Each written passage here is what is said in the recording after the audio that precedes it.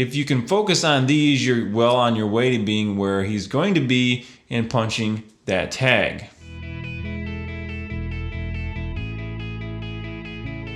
Hi, I'm Adam Lewis and welcome to Deer IQ and our High IQ Topics series. In this episode, we're going to take a look at my 3 favorite and I think hands down the best tactics that I know consistently tag good bucks during the rut. If you struggle sometimes with this crazy part of season where sightings seem inconsistent at best, these will really help up your chances to punch tag.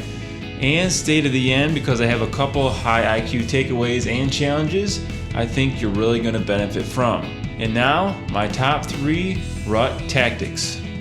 A big key to being successful during the rut is understanding the dynamics and driving force for deer movement and essentially thinking like a buck. If you can change your mentality and approach to do this alone, you will see better success. This is what must be done in order to be one step ahead of the deer and intercept them versus always being one step behind by simply going off deer sign that was made in the past. Don't get me wrong, you should be scouting for fresh sign, but being able to predict a buck's movement right now especially is very important. In your thinking, the needs of a buck should be paramount: food, security, and breeding, with the latter being the major focus now. So where and how will he get those needs met? Now you're thinking, and the answer is the right location and with his extremely tuned senses. If you can focus on these, you're well on your way to being where he's going to be and punching that tag. Strategy or tactic number 1, do a deep dive. Location, doe bedding area, primary senses to consider, smell and hearing. If you want to find a buck and his number 1 goal is finding a doe, then just go where the thing he is looking for is located, a doe bedding area. Hopefully you know where some of these are if you hunt public land and have some known trees you can occupy.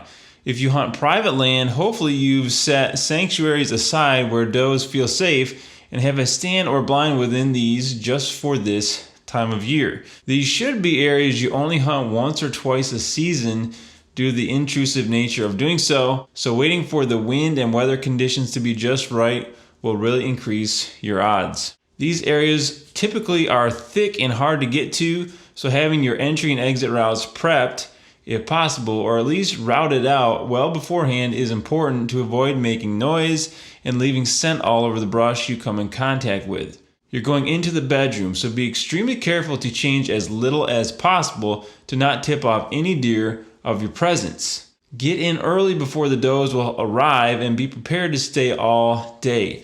The middle of the day is potentially as good or better than the rest of the day as bucks are cruising for receptive does at all times of the day now, so stay alert. Because of the high stem count in bedding areas, bucks will primarily have to use their nose and ears. They won't be able to see the does from very far, so be on the downwind side as much as possible within the bedding area while keeping yourself in the action. And consider some grunting and potentially rattling to entice a buck into view. The lack of visual confirmation will make a buck have to come close to see what's making the noise. So a bedding area is a good place to try these. If you were in an open woods, a buck could confirm from afar, see nothing, and probably not respond. So use this lack of visual ability to your advantage. In Michigan, where I live, with pressured deer who have probably been called to all season, it's probably best to be less aggressive as you call and rattle, but these can still be a legitimate tactic if done conservatively. You just have to be real careful. So consider the state and pressure of where you hunt in this equation as you consider rattling and grunting. Strategy or rut tactic number 2, hang on the fringe. Location, outside edge of cover or food. Primary senses to consider, sight and smell. If diving deep won't work for you or you're afraid your intrusion may do more harm than good, hang just off the edge of this cover or a well-known doe haunt can be a good option. If a buck isn't locked up with a doe deep within, he'll be looking for one where she's likely to be found and potentially working the outer edge. The downwind side of a bedding area just off dense cover can be a great spot to catch a cruising buck using his nose to check the entire bedding area for a hot doe without even entering it. This is a highly efficient move for him and allows him to keep moving and cover more ground until he finds what he's looking for. For this reason, you can see deer here that you may not bury deep in the cover, and you're also more safe from being winded potentially.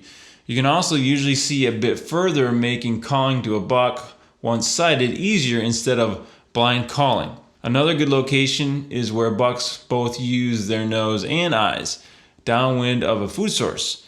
Food plots or field edges just inside cover are great places bucks can feel safe and poke up to visually scan the terrain for does without busting into the open. Being set up just downwind of trails that typically parallel fields and food plots can be a great place to be. If you only hunt over your food plot, you may not even see these cruising bucks or just catch glimpses of them. So setting up so you can both shoot these trails and maybe into the field or plot can be a great option. Okay, like this episode so far?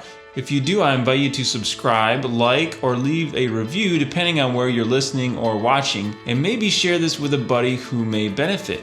That really helps the channel out and our podcast grow, and it's greatly appreciated. Also, do you know your deer IQ? Do you think you're deer smart? Why don't you take the deer IQ test and find out? It's fun and easy and is linked below. Check it out. And if you like podcasts, check out our curriculum-based Deer IQ podcast, both on your favorite podcast channel and in video form on YouTube. It's uniquely designed to be very educational and to give great content along with our free journal that's also linked below to really help you up your deer hunting game. Okay, and now back to rut tactic number 3. Strategy or tactic number 3, fill a funnel. Location, converging terrain or habitat, primary senses, sight, and smell. The last suggested place to try out during the rut is a good old funnel or pinch point. If you find or know a good one, set your stand here and fill your body with it.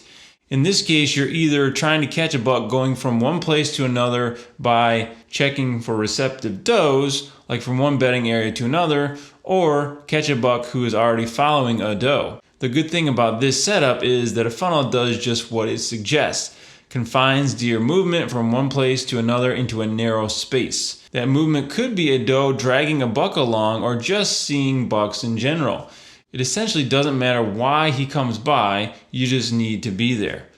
Since these locations are not typically your dense cover, although they may be created by edges of it, they are typically easier to access without spooking anything. Deer aren't dwelling here or going here as a destination, they're just passing through, so there's potential for high traffic over brief periods of the day. During this time of year, this could be at any time, so sit tight and plan for an all-day set even if action is slow. I listed eyesight here due to bucks will typically be hounding a doe and keeping his eyes on her in this scenario or not far behind, or using his sense of smell to track her if she's cruising through and he can catch her. This again is a high odds spot for him to find that doe since travel is neck down through this narrow area. You're essentially doing exactly what bucks do here, utilizing terrain to maximize encounters, and bucks will even bed and wait in these areas too for a passing doe. There are other tactics that work for the rut, but these are 3 that have produced for me, and I'm sure they will for you too. Okay, and now your high IQ takeaways and challenges. Analyze your tactics for the rut, stand locations and properties, and see if you can change anything to take advantage of how the bucks will be traveling considering these 3 tactics. What can you change to up your odds and make a move now?